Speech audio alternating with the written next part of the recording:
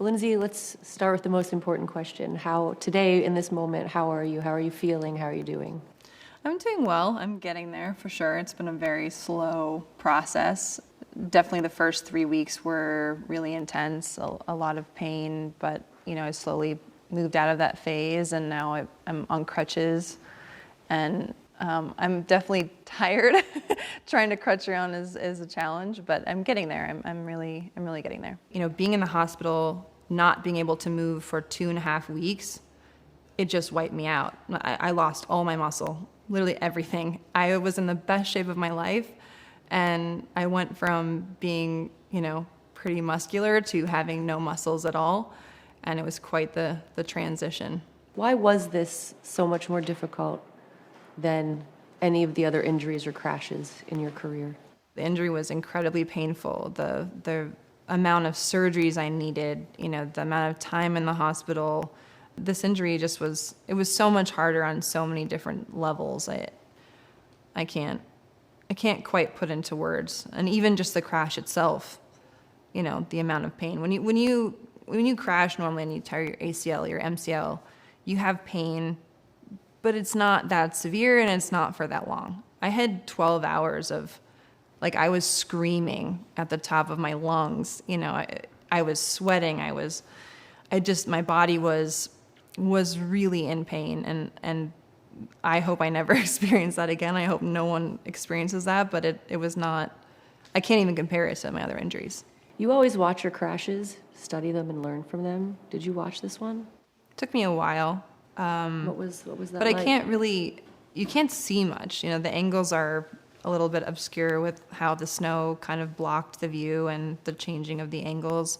But when I'm finally come to a stop and, my legs are kind of contorted, I knew immediately that my leg was broken, and I don't like reliving that thought and that feeling and knowing that everything had changed in that moment.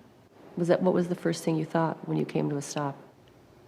I couldn't believe it, first of all, and I knew that my leg was broken, and the first thing I thought of was don't get compartment syndrome. It was the first thing that you Literally the first thing I thought of, and that's why I kept yelling not yelling, but I was panicked and was telling the doctor, don't let me get compartment syndrome, and everyone's like, you won't, it's fine, and then, of course, I did, and that was a whole other thing. What was the moment when you realized this was not just about your future in ski racing, that this had happened and you could lose your leg? It wasn't until I woke up from my first surgery and I was screaming because the pain had just really gone through the roof. And Tom was there and he was like, don't worry, I'm going to scrub in, I'm going to save your leg. And I was like, wow, that's where we are right now. That's the level of severity that we're in. And it was, everything happened so fast. And again, there was so much pain and so many people, so many doctors, and it was kind of hard to grasp what was going on. But when Tom said that to me, then I knew we were in for a rough road. On the inverse of that, when was the first moment you had of hope, of real hope for the future? Probably not since the last few weeks. Just finally being able to stand up on my own and, trying to walk again and not feeling like, if the wind blew too hard, I would fall over. I've finally getting to feel more like myself. I did some pull-ups the other day, and it just was like, okay, I can still do this, some part of me still works. And as slow as it has been, I do feel like there's progress now. What do you think people misunderstand about the crash? A lot of things. There are so many armchair coaches that everyone had their opinion on the crash, and it was because of my ACL, and it was because I was old, and because my reaction time wasn't fast enough. But my crash had nothing to do with my ACL. Although odd and something I never would have predicted, it's not necessarily an uncommon injury. if you look at Federica Brignone, who won 2 gold medals in Cortina, that's exactly how she broke her leg the year before. Not in downhill, but almost exactly the same. And so, I want people to understand that I was ready. I was strong, no matter what my age, no matter what condition my body was in, I was ready. And, I made a small error, and that's the price I paid. But I would do it again if I had a chance. When was the last moment you felt fully in control? I mean, I was fully in control until I hit that panel. To be honest, I was in such a good mental state. Despite my ACL, I was physically in a great place. I felt strong. I know that course like the back of my hand. I know exactly what to do. And I think my crash was so unlikely and improbable, and something I would have never in a million years guessed would happen. But those are the margins that you're playing with in downhill. 5 inches here or there means you're in the fences, or your leg's broken in 50 pieces, or you're winning. Everyone's been so focused on the crash that I think the overall story has been somewhat overshadowed by it. Last year when I was racing, people were kind of still laughing at me, that I was my age trying to come back. And even though I was getting, 4th and 5th places, it still seemed improbable that I would make it to the Olympics, that I would be in a position to be on the podium. And, starting off this season with the win by a huge margin, I think I showed everyone what I was capable of. And that, I think, was worth it, knowing that I could still win under the most extreme circumstances is pretty special, And I know that winning has never been about can I win. It's a matter of, is my body going to hold up so that I can win? And I wish that it would have, I would have been able to do what I love more. But in our sport, that's a part of the game. When you think about your future and your decision making, how much does wanting to rewrite that ending play into that?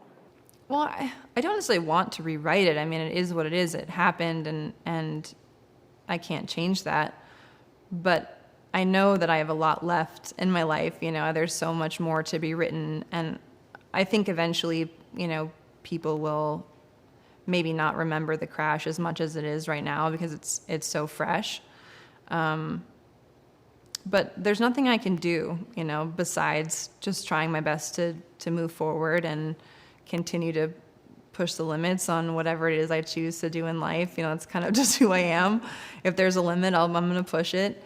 And I don't know in what direction that will be, but I do know, like I said, I have passion projects that I'm working on. So at least for the time being, I focus on that. And I'm not going to rewrite anything. I'm just going to keep writing. Yeah, it's one chapter in a It's really one long chapter story. of many. Yeah. What would have to be happening emotionally, physically to draw you into another start gate? I think just honestly to say goodbye. I never got a chance to say goodbye to my teammates, to my other, friends who are my competitors on the World Cup, the coaches. I felt like I kind of just was taken away in a helicopter and never saw anyone again. And that was honestly a worse ending than I had last time I retired. I know I need another surgery.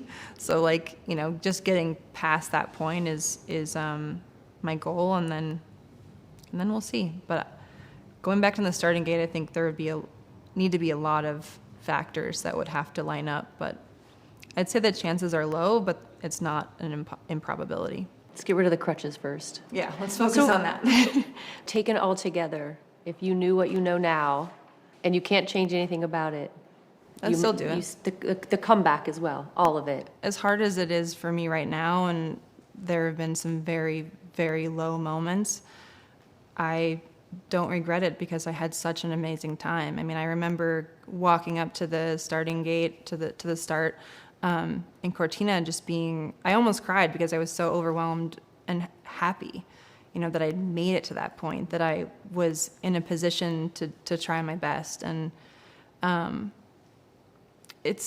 don't get those opportunities often in life, especially I feel like this has been like my second chance, my first career was incredible, and I never would have ever expected to be where I was. You know, I never expected to come back, and so I felt like no matter what happened, it was icing on the cake. You know, I wish I had a cherry on top, but the cake still tastes pretty good.